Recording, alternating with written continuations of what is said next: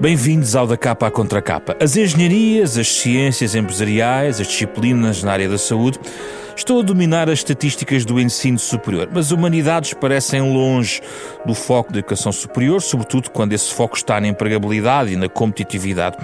Que falta fazem, afinal, as ciências humanas? Os saberes medem-se hoje apenas por critérios de utilidade? Como é que podemos reforçar a importância das humanidades, também num contexto de prevalência de cursos e estudantes de ciências? Na verdade, para que servem as humanidades na educação de hoje? A pergunta que nos traz esta conversa com Carlos Fiolhais, professor catedrático de Física da Universidade de Coimbra, Jorge Vaz de Carvalho, professor da Faculdade de Ciências Humanas da Universidade Católica Portuguesa, entre outros saberes que nos trazem aqui esta nossa conversa numa parceria da Renascença com a Fundação Francisco Manuel dos Santos. Muito obrigado pela vossa presença aqui. Professor Carlos Fiolhais, para que servem as humanidades na educação de hoje?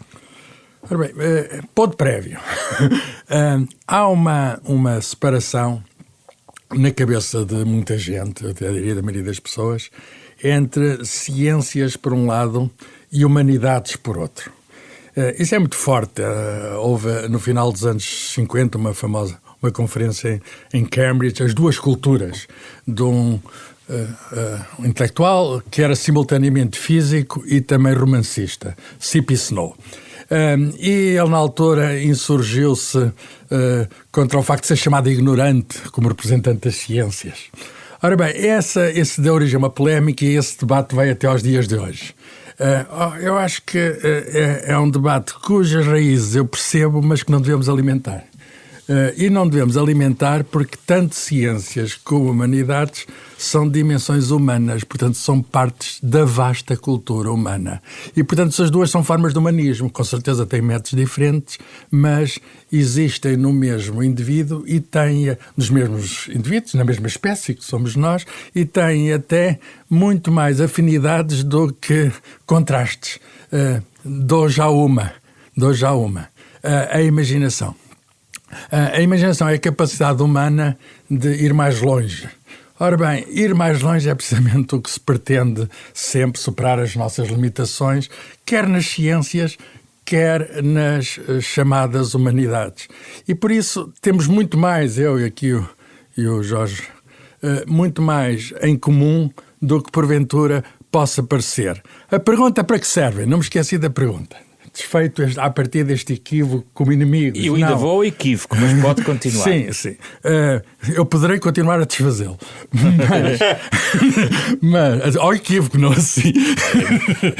Como é óbvio. Ora bem, para que serve? Ora bem, isso é uma pergunta que temos de... Enfim, que eu tenho de rebater. Porquê? Porque na sociedade em que vivemos é uma pergunta recorrente, demasiado recorrente. Por exemplo, quando há o Prémio Nobel todos os anos, e chamam muitas vezes para explicar o Prémio Nobel da Física, perguntam-me, é recorrente, eu já sei o que é que me vão perguntar, para que é que serve? Para que é que serve? O utilitário, eu pergunto a uma mãe o que é que serve um pai, para o efeito, para que é que serve uma criança acabada de nascer? Quer dizer, para que é que serve a utilidade da ciência, em particular da física? Eu sou físico teórico. É a mesma, exatamente a mesma da poesia, das peças de teatro, do romance, etc. Serve para, vamos lá ver, serve para nos tornar melhores.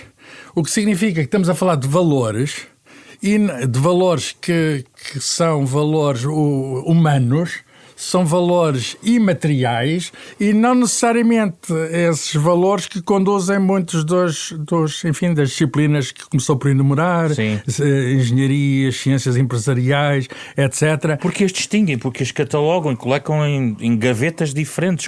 E também não é bem assim, se me permite. Hoje, em Portugal, os jovens com a nota mais elevada entram em cursos como engenharia aeroespacial. Eu não digo que não têm empregabilidade. Têm empregabilidade, mas não necessariamente no país, o que significa que eles vão querer subir, de algum modo é metafórico, ao espaço em busca dos seus sonhos. Por outras palavras, eles vão em busca mais do que um emprego prático, etc. Eles têm aquela visão de, eu vou usar uma expressão que espero não seja mal interpretada aqui na Renascença, mas é subir aos céus. Jorge Vaz de Carvalho, a mesma questão. A mesma questão que é... Para que servem as humanidades na educação de hoje, na sua perspectiva? Olhe, para sermos pessoas melhores e criarmos uma humanidade mais decente, julgo eu. Porque, no fundo, as humanidades, o que são? As humanidades são, tradicionalmente, um conjunto de disciplinas que busca o conhecimento das questões fundamentais da existência humana, portanto, e estuda a sua expressão nos vários domínios da linguagem, da literatura, das artes, da filosofia, da história, dos estudos culturais. Ora, não é concebível um mundo, do meu ponto de vista, sem esses campos de conhecimento e já agora sem esses campos de prazer. Mas porquê é que se fomentou este equívoco, esta divisão, como dizia o professor Carlos Filhais, não faz sentido, não é? Sim, devemos pensar que a universidade como instituição, no seu início, era fundamentalmente uma corporação de professores e alunos e, portanto, que pretendia um ensino pluridisciplinar. Essa é a sua origem medieval. Era os estudos gerais. Os estudos gerais, exatamente. Portanto, não tinha nenhuma função utilitária imediata, nem tinha o propósito de integrar os alunos em qualquer ordem económica.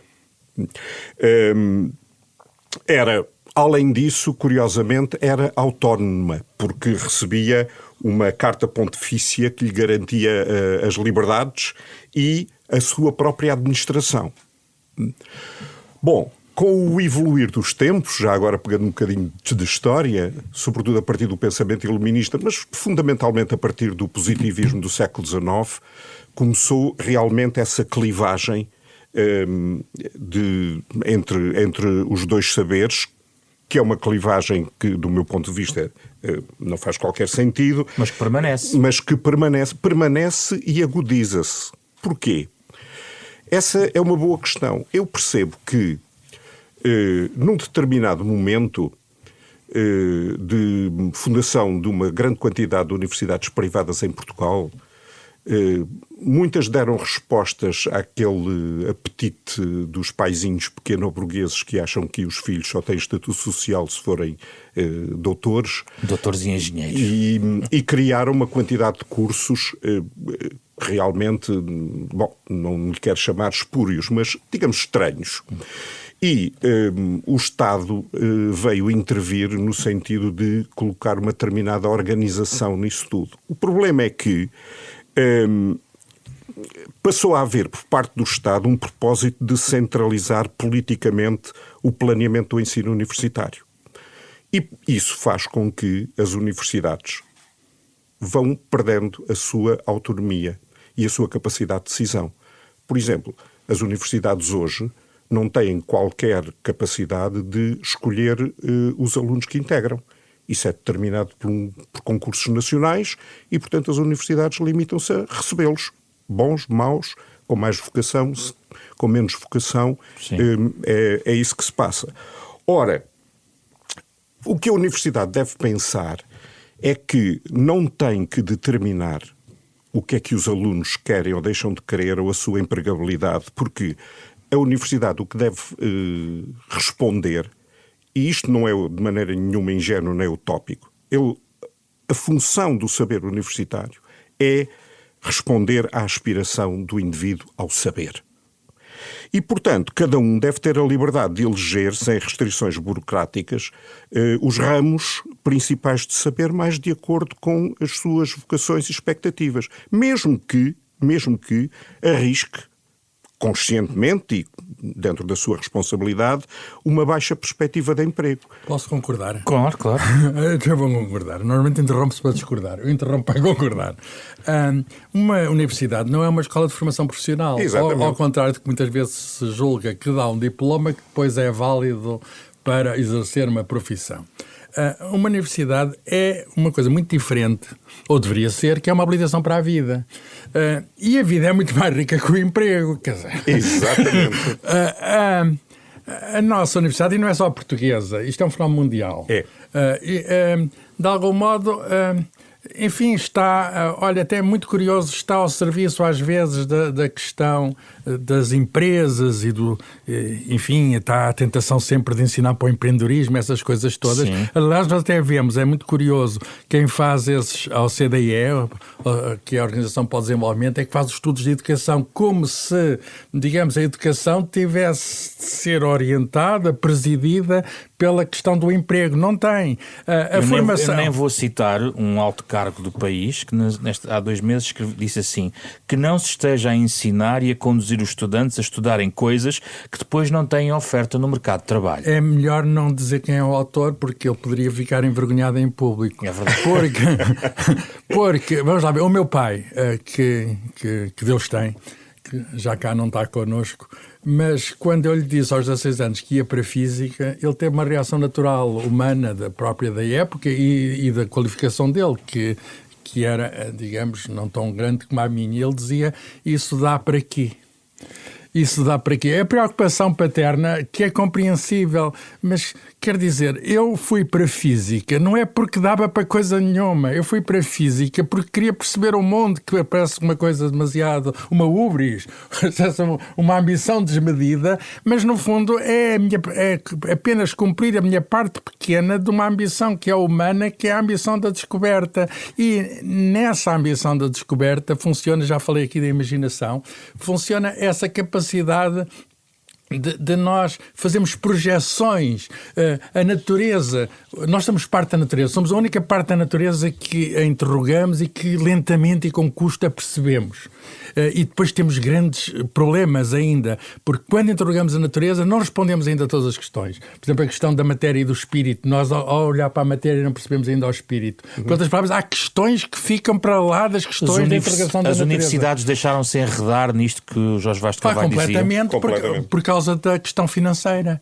Porque as universidades, enfim, olha, sei lá, até a própria Universidade de Coimbra, e eu conheço-a bem, estive lá 44 anos, e eu dirigi a Biblioteca Geral da Universidade de Coimbra, que tem a Biblioteca Junina, que é uma joia da humanidade, das bibliotecas mais lidas do mundo. Aquilo está, de certo modo, e quero também falar contra mim, já estava de certo modo também no tempo que lá estava, uma máquina registradora para entrar turistas, já tostões, entrar turistas, já tostões, quando poderia, quem diz tostões acumulados dá algum dinheiro, porque a Universidade precisa daquele dinheiro. Ora bem, aquilo é património não apenas nacional como mundial, que devia ser valorizado em si e não propriamente pelo dinheiro que dá. E isso é, digamos, olha, digamos, o destino que nós vemos, ter de angariar, ter de estar com a mão estendida, as universidades estão com a mão estendida ao poder, aos vários poderes, que é o poder político, o poder económico, etc. Com a mão estendida a ver se dão algumas moedinhas. Ora bem, a universidade assim não está a cumprir a sua missão. Os estudantes de humanidades, vamos só para facilitar a nossa conversa, precisam também de ter um pouquinho de conhecimento de física, de outras matérias e vice-versa. Um estudante de física tem que, ou devia ter conhecimentos ou pelo menos acesso e cultivo de outras áreas? Gostava de cruzar a reflexão. Claro que sim. As ciências e as humanidades beneficiam sempre quando partilham saberes e, sobretudo, quando estabelecem laços e colaborações. Acho que humanistas e cientistas ganham imenso em saber mais uns dos outros e aprender a falar as linguagens que uns e outros empregam em vez de se situarem nos seus enclaves. Mas já agora, retomando a questão da empregabilidade, porque parece-me muito, muito importante, eu acho que a universidade só avança se mudar completamente essa mentalidade. Essa mentalidade que é quase, eu chamaria uma mentalidade fabril da universidade. E superar essa questão instaurada pela lógica quantitativa em benefício dos indicadores de produtividade, superar essa ideia de que a universidade serve para a empregabilidade. Isso significa uma visão absolutamente funcionária do ensino. É uma triste funcionalização do saber. De acordo com essa mentalidade, a universidade não serve para outra coisa senão para produzir conhecimento, através dos seus professores e investigadores, em benefício de quê? De clientes, que no fim são as empresas e os serviços empregadores. Outros dirão que produzem qualificados para que a produtividade do país aumente e que, desse ponto de vista, a economia é melhor. Para servir necessidades de mercado, não é?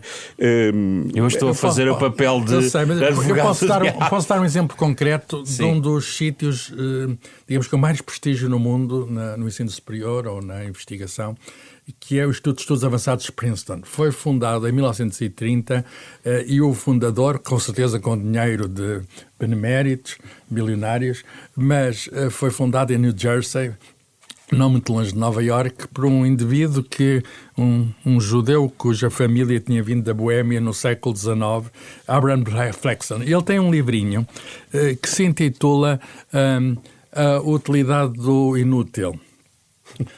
E isso é paradigmático porque ele pôs esse título, no fundo, como lema, de certo modo, embora que informal, da escola que ele fundou. A escola da qual um dos primeiros professores foi, não é bem professor, uma das primeiras pessoas foi, um mentor, vamos chamar assim, foi Albert Einstein e mais tarde foi Oppenheimer. E essa gente eram humanistas profundos.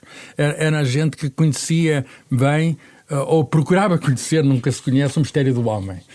O mistério do humano.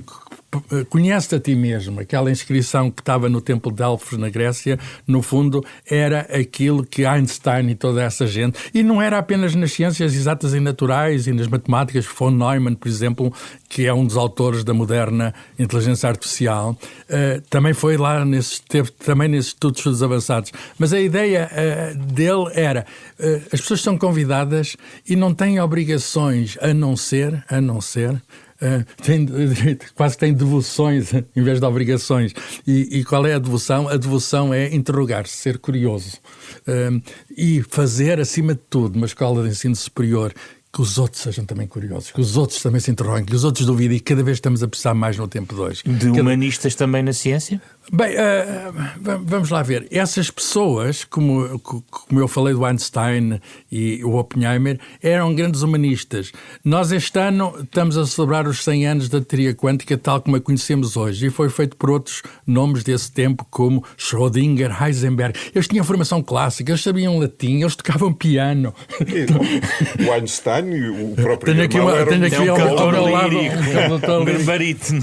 Eram pessoas que filosofavam, caminhavam como Aristóteles e falavam no seu diálogo. Eu são livros que eu li na juventude dessas pessoas que me impressionaram e que me ajudaram a aspirar a um caminho. Mas isso vinha das universidades ou algo mais? Na altura era o liceu. O liceu clássico, e tem muita força, e o nosso liceu, digamos, deixa muito a desejar relativamente, digamos, a essa junção, digamos, separou-se. E não é nas universidades, é que já está separado. Já vem já está separado do liceu, não é? Já está separado do liceu. No liceu não se aprende a juntar as coisas. Esse ensino das disciplinas faz com que isto uma coisa é uma coisa e outra é outra coisa, quando, ao fim e ao cabo, o homem é o mesmo. Quer dizer, o ser humano, as angústias, os problemas não são indivisíveis. Posso contar uma anedota? Claro. A propósito do Einstein. É verdade isto. Esses homens eram grandes humanistas, sabiam muito de arte, sabiam muito de música, sabiam muito de literatura. O Einstein tocava violino. Sim. E uma vez estava a tocar com um amigo. Ele tocava mal. Sim, e ele não era um grande violinista. Era amador.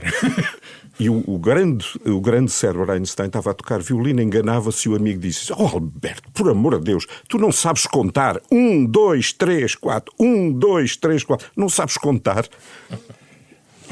Há uma outra andota que me ocorre ao ouvir esta, que é também muito engraçado. Ele estava em Princeton e já velho, bondoso, como sempre, e uma menina vai-lhe pedir uma ajuda num trabalho de casa. E havia lá uma conta, que era uma conta, olha, como aquela do Guterres que se enganou perante a Câmara. Era uma conta que até parecia simples, mas não era. E ele não consegue fazer a conta e diz à menina: ouve lá, tu julgas que eu sou algum Einstein? Até no ensino de matérias como, por exemplo, a literatura, se tornou utilitário. A minha geração também, de certa maneira, utilizou Camões para separar as orações, para um conjunto de outras matérias. E depois o problema é que algumas matérias que se dão na escola tornaram-se repelentes para muitas, no sentido de isso foi uma coisa que eu tive que ler para a escola, não é? Sim, sim. De certa maneira, ser utilitário dentro da própria, por exemplo, da literatura, não é? Sim, vamos lá ver. Eu, por acaso, sou da opinião que os Lusíadas ensinam-se a dividir orações, porque de outra maneira não há forma de perceber aquilo. Porquê? Porque Camões utiliza uma formulação gramatical que é muito mais próxima do latim do que da língua portuguesa. E, portanto, as orações saem um bocadinho intrincadas e isso é preciso. Mas é preciso, ao mesmo tempo, motivar os alunos para compreenderem todo o valor da imaginação poética, da criatividade, da capacidade de expressão. Fundamentalmente, as minhas suspeitas acerca do ensino hoje têm muito mais a ver com a falta de exigência. E a falta de exigência e a falta de premiar o mérito, que são as duas coisas fundamentais para que os seres humanos se tornem inteligentes e sensíveis, que são as duas componentes. Quando falo de inteligência, eu falo sempre de inteligência sensível. Ora, as humanidades contribuem muito para exatamente formar cidadãos conscientes com uma qualificada maturidade intelectual e emocional. Desde logo porque proporcionam o pensamento crítico autónomo. E o professor deve pensar sempre nesse desafio, nesse estímulo aos alunos para desenvolver as suas capacidades de reflexão crítica. Isso, para mim, é fundamental. Refletir criticamente sobre todos os problemas complexos que nos envolvem na cultura, na história, na sociedade e permitir, e esse é o grande papel das universidades, que esses alunos ganhem uma autossuficiência. Mas isso não vem mais do liceu, do ensino secundário, já vem com essa semente? Devia começar mais cedo ainda.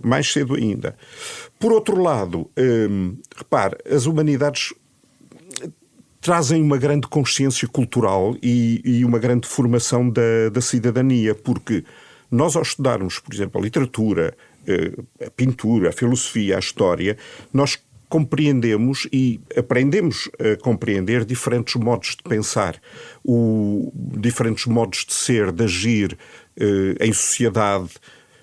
O célebre Umberto Eco dizia que quem não lia vivia só a sua vida. Quem lia vivia muitas vidas. E é verdade. Nós, ao lermos os livros, compreendemos realmente realidades vivenciais completamente diferentes das nossas, contextos sociais completamente diversos, e isso, do meu ponto de vista, favorece imenso o respeito pela diversidade cultural, social, política, que é essencial para formar cidadãos com um pensamento evoluído e eticamente responsáveis, convivendo exatamente numa sociedade democrática plural. Fazer cor com este elogio ao livro, porque o livro está muito desvalorizado. O livro, estou a falar no livro físico. Tenho aqui alguns nas mãos, porque eu gosto de o agarrar, de o abrir, de o ver, de o ler com ele nas mãos. Está muito desvalorizado relativamente aos gadgets tecnológicos, aos computadores, ecrãs, tablets, etc. E há um debate que agora está até que ponto esses objetos devem estar na escola, com que idades devem estar, os telemóveis, etc. E é um debate que tem de ser feito. E é um debate que devemos fazê-lo com seriedade. Mas os livros são, de facto, esses instrumentos, eu vou usar uma palavra que parece científico, mágicos, porque nos permitem anular a distância da história. Lemos um livro, eu sei que o Jorge traduziu A Ciência Nova do Vico. Que faz exatamente 300 anos, não é? Foi 1725, ninguém fala disto, mas é um aniversário da primeira edição do Vico. Ciência Nova. E ciência, é engraçada a palavra ciência, significa conhecimento. A ciência não é exatamente. Só... Hoje usamos a palavra ciência num sentido muito estrito. Ciência é conhecimento. Ciência nova, ele está a falar da história, que é uma teoria da história, do tempo do iluminismo.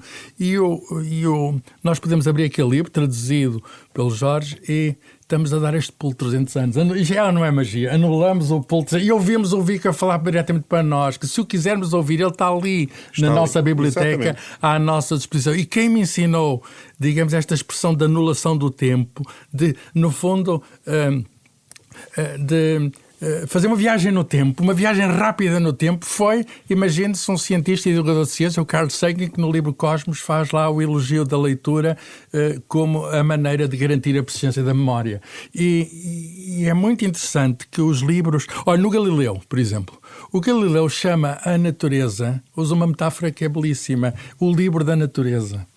O livro da natureza. Portanto, o trabalho do cientista é ler ou procurar ler o livro da natureza, tendo uma linguagem que ele dizia que era matemática, que era preciso saber a linguagem, digamos. E, falando de um escritor mais contemporâneo, o Ítalo Calvino, que é o autor daquele livro Porque Ler os Clássicos, que faz um grande elogio da leitura, não é o clássico, é o livro que se lê segunda vez como se fosse a primeira. Que se relê. É um livro que nunca se esgota, que tem sempre novas leituras. O Ítalo Calvino um dia perguntaram-lhe quem era o melhor prosador da língua italiana. O escritor, até lhe perguntaram ao escritor, e ele disse poeta ou Dante, com certeza, mas prosador, o Galileu. Porquê? Porque quando ele escreve aquela, por exemplo, O Mensageiro das Estrelas, que é logo em si, é um título poético, O Mensageiro das Estrelas, a anunciar aquilo que ele viu com o telescópio, a prosa dele eleva-se, a prosa dele torna-se lunar. De algum modo, o estilo de Galileu, de uma grande clareza, mas ao mesmo tempo de uma grande subtileza, de uma grande volatilidade, e isso nota-se na escrita. E depois, mais tarde, é o autor dos diálogos, que são escritos não para o círculo dos estudiosos, dos conhecedores, mas para todos. Decifrar o livro da natureza, pondo à disposição de todos. No fundo, alargar os horizontes do conhecimento para o povo. Aliás, é muito curioso, porque, por exemplo, os Principia do Newton, tal como a Electricity do Benjamin Britten ou o Tratado de Química de Lavoisier, na altura, não eram tidos como obras científicas, eram chamados tratados literários. Era engraçado. E o cientista, que era na altura chamado filósofo da natureza, porque o termo cientista é um termo relativamente moderno, é século XIX, eram chamados os filósofos da natureza, era sempre considerado um humanista. Sempre. Depois, outro benefício, digamos assim, das humanidades é exatamente a reflexão sobre a ética das questões sociais, políticas e culturais. A ciência, como tudo na vida, pode ser usada para bons fins e maus fins. Nós sabemos que, sei lá, o grande Arquimedes, por exemplo, que inventou a bomba do parafuso e a lei da alavanca, também inventou a garra e também inventou o refletor parabólico que serviram aos siracusanos, não é, para a guerra. E todas as guerras provam que os avanços da ciência e da tecnologia, da química, da física, da matemática, da cibernética, etc., não são sempre conduzidos para o bem da humanidade, não é? E, portanto, solicitam uma determinada consciência crítica que estipule juízos de valor e princípios morais que só um pensamento humanista pode bem definir e conduzir para uma vida mais saudável. A questão da ética é muito relevante. Sim, a questão da ética é muito relevante, porque o bem e o mal, aquilo que nos orienta e que por vezes parece mal definido, mas que no fundo nós procuramos definir melhor, que é essa, digamos, o caminho da humanidade, para distinguir melhor o mal do bem, etc. É algo que não está no livro da natureza. Pois. Quer dizer, os animais devoram-se uns aos outros e devoram as plantas sem se interrogar sobre se é bem, se é mal. Nós somos o único ser vivo que tem essa consciência, vamos usar a palavra. E há um autor do Renascimento, François Rabelais, que dizia: ciência sem consciência é a ruína da alma.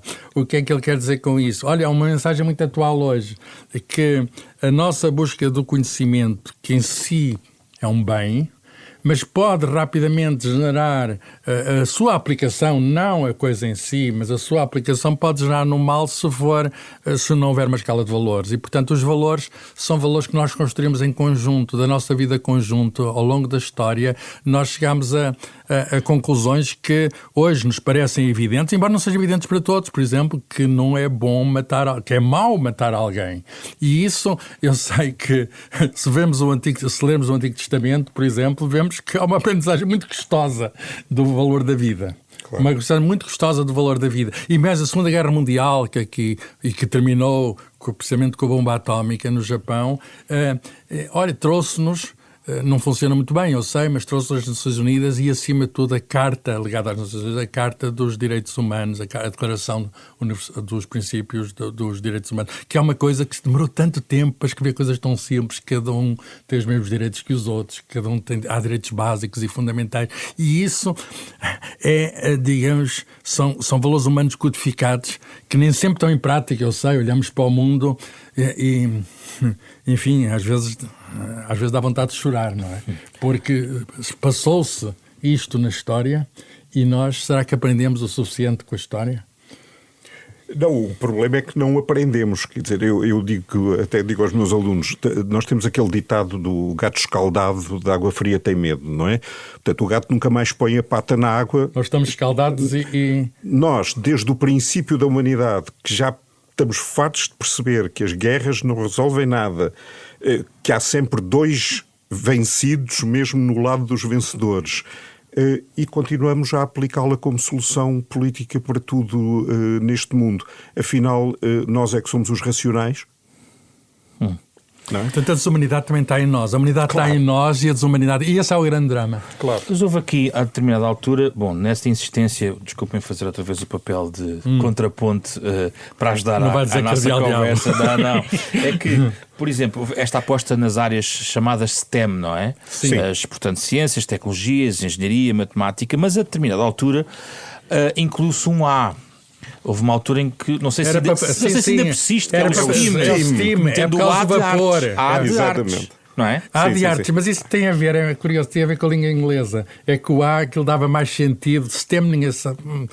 Enfim, STEAM parecia uma coisa assim mais vaporosa. E isso fez caminho ou foi abandonado? Isso está em curso ou isso foi apenas um trajeto linguístico? Há boas intenções, digamos assim, só que, quer dizer, eu no fundo percebo toda esta suspeita quanto à capacidade das humanidades de compreenderem o real e os preconceitos que são produzidos em relação às humanidades poderem produzir um saber relevante.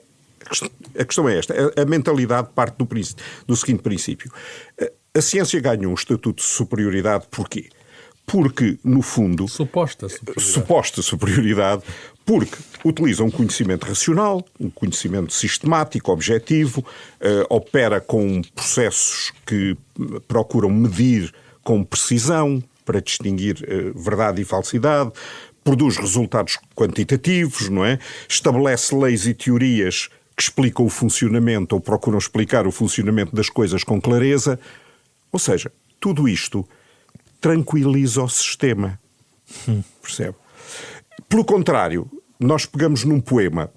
Um poema, um quadro ou uma partitura é sempre um desassossego. É marcado pela subjetividade, não oferece uma pesquisa quantificável, não é? Nunca oferece uma interpretação unívoca. É por isso que ainda este ano podem produzir não sei quantas teses de doutoramento sobre uma Ilíada ou sobre a Divina Comédia, porque há sempre renovadas interpretações de um texto. Não oferece, nem pode oferecer uma verdade indisputável e absoluta. Não consegue estabelecer leis definitivas. Vivemos mal com o incerto hoje, é isso? Ora bem, somos cobardes diante do incerto. E o incerto é aquilo que mais temos na vida. Eu não sei o que é que me vai acontecer quando sair a pé aqui desta casa. O incerto é a nossa realidade vivencial de todos os momentos. Como é que vê isto, caros filhos? Nós vivemos num mundo que sempre foi incerto e, portanto, quanto a isso também não há grandes novidades. Claro. É a coisa que menos podemos saber é o futuro. A única coisa que temos certa é uma que nós ignoramos, que é a morte. Fazemos por ignorar, é a única coisa que nós temos certo. Mas o incerto, vamos lá ver, a ciência como é que lida com o incerto? É muito curioso, porque a ciência do Newton pretende fazer e faz previsões. E com grande sucesso. É graças a essas previsões que se conseguem pôr foguetes e naves em órbita, conseguem-se lançar projéteis, conseguem-se fazer um conjunto de coisas. Mas hoje sabemos que mesmo essa ciência newtoniana, que tem lá também incerteza no fundo, hoje sabemos, por exemplo, que mesmo que as equações sejam as de Newton, que para muitos sistemas, chamados sistemas complexos, como é, por exemplo, o sistema climático, o sistema meteorológico, pequenas diferenças nas condições iniciais dão trajetórias divergentes, não podemos adivinhar o futuro, no fundo é o que isso quer dizer. O abanar de uma borboleta é uma bela metáfora. O abanar de uma borboleta aqui causa um furacão na China. E isso, mostra, que o mundo é incerto. No entanto, nós desenvolveu-se para uma coisa que era lúdica, desenvolveu-se por causa dos jogos chamados de azar. Estava-se a jogar, por exemplo, cartas ou dados, interrompia-se o jogo e tinha-se a vantagem de desenvolver-se uma coisa chamada teoria de probabilidades, que hoje é uma parte da ciência. A própria teoria quântica está baseada em probabilidades. Portanto, é um conceito básico. Incorpora a incerteza. Quer dizer, hoje, ao nível filosófico, ao nível científico mais fundo, impera também o filosófico. Impera a noção de incerto. E nós hoje, o que podemos dizer e dizemos é que isto é mais provável, isto é menos provável, com a certeza que não há certezas. Essa é, a verdadeira certeza. É que nós não podemos dizer com confiança total, como se calhar dizíamos no século XIX, no tempo do positivismo, vai acontecer isto, vai acontecer aquilo. Nós temos que ter a humildade de saber que não sabemos. Mas desse ponto de vista há um conjunto de tranquilidades que a ciência, como o Jorge Vaz Carvalho estava a sublinhar, que tranquilizam efetivamente. É a questão de ser o mais provável, quer dizer, se o mais provável haver um terremoto na zona de Lisboa, é bom que nos preparemos para isso. E o terremoto, foi muito discutido até como um problema filosófico no século XVIII. É verdade. Os grandes espíritos, como o Kant, trataram, e o Voltaire falou sobre isso, e o Rousseau falavam sobre isso, e é muito interessante que um acontecimento natural, e o Rousseau dizia, por exemplo, olha, ensinou-nos o terremoto que era melhor construir cidades em sítios com menos risco. Cá está a questão do risco. Portanto, a ciência diz coisas que são úteis, vou usar a palavra, que são úteis na nossa vida, e é mau ignorar essa segurança, vamos chamar assim, mas não é nunca uma segurança total. Por outras palavras, quer dizer, não nos podemos fiar absolutamente. Naquilo que a ciência diz numa certa altura, quando alguém me diz, acho que é importante, um cientista disse, portanto é assim. Não. Eu que sou cientista sei o suficiente de ciência para saber quando o cientista diz qualquer coisa é mais motivo para desconfiar, para duvidar, do que para confiar. Porquê? Porquê? Porque não é um cientista que faz a ciência. A ciência não é a afirmação do cientista, nem sequer 2 nem 3. A ciência é aquilo que se consolida e demora tempo a comunidade a afirmar. Isso começa a ser seguro, começa a ser mais certo, começa a ser, ou melhor, menos incerto. Mas é uma construção coletiva. E aí também encontra ecos com a questão da humanidade e dos valores, que são construções coletivas. Não há ciência do indivíduo, assim como não há humanidade de um indivíduo. E desse ponto de vista, a ideia, por exemplo, de estudos gerais, que também existe um curso de estudos gerais, sim, curiosamente, e nós até já debatemos isto aqui uma vez, quer dizer, é um pouco em contraciclo com esta ideia sistematizada, compartimentada, de saber A, B, C e D, faculdade mais à ciência, mais à arquitetura, direito, medicina. Desse ponto de vista, a virtualidade não estará em cozer melhor estes saberes dentro do próprio currículo do que propriamente encontrar disciplinas por natureza sejam abrangentes? Eu acho que sim. Aliás, eu defendo que será do maior interesse a restauração de uma determinada ideia clássica da academia enquanto fórum de pensamento.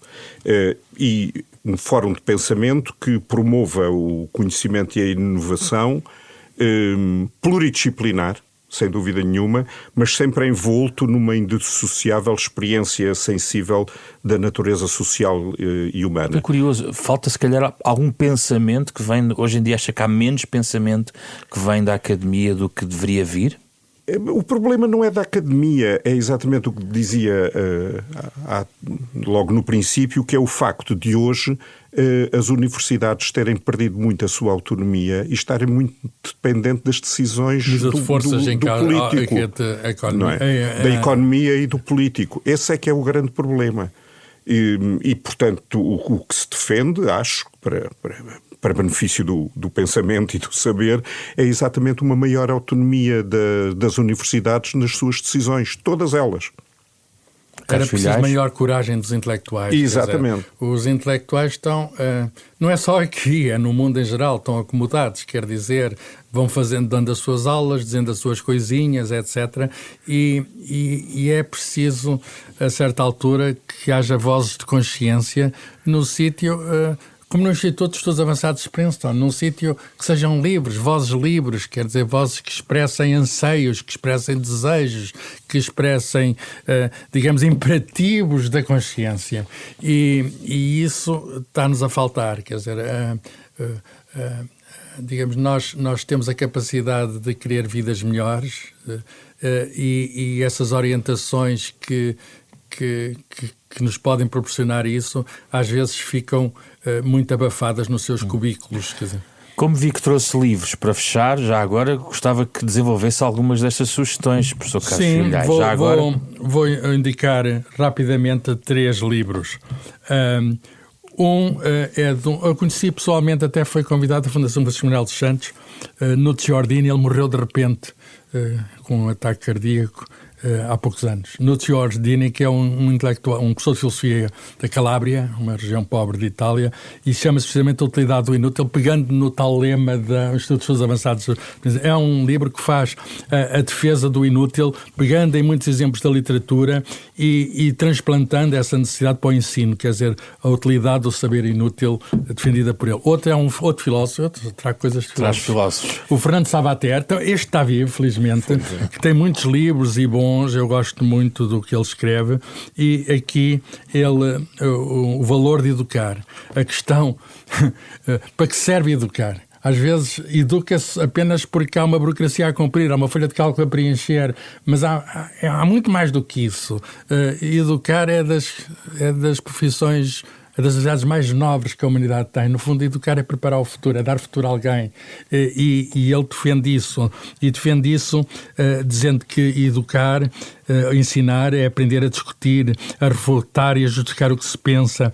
Portanto, a educação, para ser humanista, tem de transmitir essa inquietude, essa dúvida, essa interrogação, e isso une-nos, quer às chamadas humanidades, quer às chamadas ciências. Por último, e este é o ano internacional das ciências quânticas, porque foi há 100 anos que o Schrödinger, um austríaco, escreveu a sua famosa equação, que é válida para eletrões, para partículas, tudo. Mas para ver as preocupações humanistas do homem, ele tem um livro escrito há muito tempo, chamada Vida, Espírito e Matéria. Ele começa por um capítulo que explica o que é a vida e que foi premonitório dos avanços na genética. A certa altura foram, de algum modo, discípulos intelectuais dele que foram ver qual era o mistério da vida do ponto de vista da natureza, o código genético, mas depois ele avança para as grandes questões para as quais ele não tem resposta, para as quais nós ainda não temos resposta, é qual é a relação entre espírito e matéria.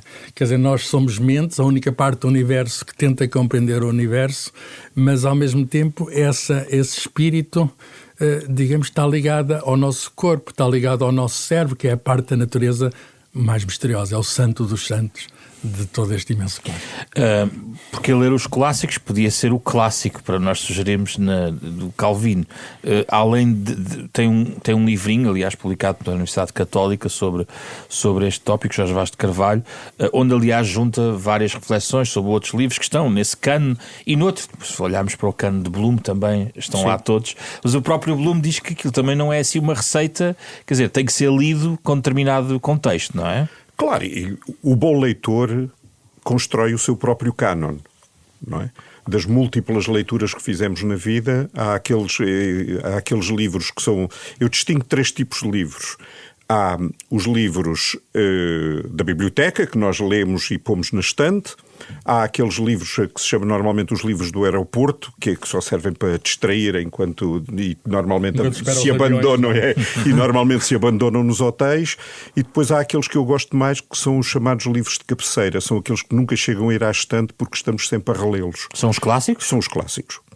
Os clássicos que são sempre novos, de certa maneira. São sempre novos porque nos transmitem sempre coisas absolutamente renovadas. Lá está o pensamento e a exposição verbal da literatura, não é? É completamente inesgotável. Não conseguimos nunca chegar a um ponto unívoco de análise e de interpretação, porque nos suscitam sempre outras coisas, como a música. Olha, eu fiz dezenas de vezes, por exemplo, o Don Giovanni do Mozart. Eu, cada vez que olho para aquela partitura ao fim de 40 anos de atividade operática, eu descubro sempre coisas novas, há sempre coisas renovadas, há sempre aquele pequeno pormenor que eu me interrogo se interpretei da melhor maneira ou não. E isso é a coisa extraordinária que a literatura, as artes e a música nos traz. Pequenas incertezas. Essas incertezas. Não é? A música acho que é um excelente exemplo da unidade, por vezes que não é óbvia, entre as chamadas ciências e as chamadas humanidades, porque terá sido Pitágoras, uma figura mítica, que associou, digamos, o som a uma distância, quer dizer, ao comprimento da corda que tocava aquela Exatamente. nota. E reparou que mudando o comprimento, muda aquilo que chamamos hoje a frequência, o tom do som. Agora é muito interessante, o que significa que cada som é um número. E, portanto, a música, à partida, não parece mais que uma sucessão de números. No entanto, como o Jorge acaba de dizer muito bem, é muito mais do que isso. Muito mais do que isso. O que significa que ecoa nos nossos cérebros, nós somos animais que gostamos de música. Ecoa nos nossos cérebros algo que é muito superior a uma sucessão de números. Mas há uma colaboração muito íntima, então no Renascimento, isso é a coisa mais evidente, entre a ciência e as artes. Se nós pensarmos, por exemplo, sei lá, num Leonardo da Vinci, em dois génios, o Leonardo da Vinci e o dois Leonardos, Fibonacci. Não é? Percebemos o valor da colaboração. Fibonacci é um pouco mais antigo. Sim, das disciplinas científicas e artísticas. A pintura do Leonardo é toda baseada no número de ouro do Fibonacci. Existe uma determinada geometria na ideia que se construiu da perspectiva, por exemplo, uma coisa muito curiosa que é a matemática da perspectiva que vai criar uma ilusão de óptica, pois, não é? Pois. Para criar aquela ilusão da tridimensionalidade. Estamos a acabar, mas esta história da matemática na obra de arte, a matemática pode ser procurada na obra de arte, mas não esgota nunca a obra de arte. E exemplo disso foi um encontro que houve, precisamente no Instituto de Princeton, entre o Le Corbusier, o grande arquiteto do século XX, e o Einstein. E o Le Corbusier estava seduzido pelo número de ouro e por essa geometria dourada. E disse ao Einstein, está aqui esta fórmula, etc. E o Einstein olhou para ele e disse assim: o senhor está à procura de uma coisa que me parece impossível, é tornar o belo fácil e o feio difícil. Muito obrigado por terem vindo, Jorge Vaz de Carvalho e Carlos Filhais, ao nosso programa Da Capa à Contra Capa, uma parceria da Renascença com a Fundação Francisco Manuel dos Santos. Conversa integral, como sempre, na versão digital, nos podcasts, nas plataformas habituais. O genérico original deste programa é de um artista, de um pianista, Mário Lajinha. Um programa que foi feito esta semana por Rui Glória, Diogo Casinha, Ana Marta Domingos e José Pedro Frazão. Na próxima semana voltamos para outra conversa.